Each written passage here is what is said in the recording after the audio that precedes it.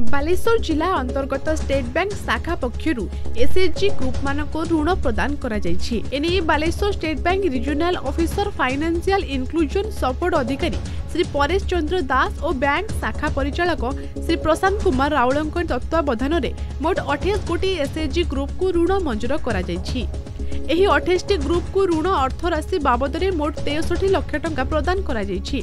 विशेषकर महिला मानकु स्वावलंबी करिबा पई परिबा धान छेली और कुकुड़ा चाष भली अनेक क्षेत्र में कार्य करिबा पई ऋण प्रदान करा जायछि। एही बैंक अधीन रे अंतरा गरसंग रपेया बड़जयपुर और बरदा को नहीं 5 कोटी एसएचजी सेक्टर रे 500 रु ऊर्ध्व ग्रुप कार्य करुछंती। पूर्वरु एसएचजी ग्रुप माने ऋण नहीं टंका सुझी नथिबा बेले बैंक टी असहाय अवस्था रे पड़ी रहितला।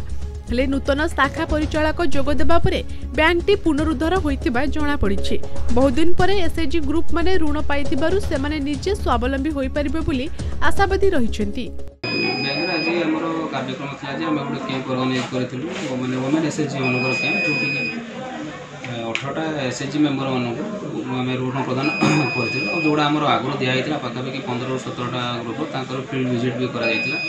आम से देखिलु एक्टिविटी सब माने बटारी पोल्ट्री एंड वेजिटेबल क्रॉप सब हम माने विजिट करके आज आसलु। पंचायत कार्यक्रम बैंक माध्यम जो प्रत्येक एसएचजी मान गोटे सुवर्ण सुजोग आदि चाहब जड़े एसएचजी जड़े मेम्बर निजक एस्टाब्लीश कर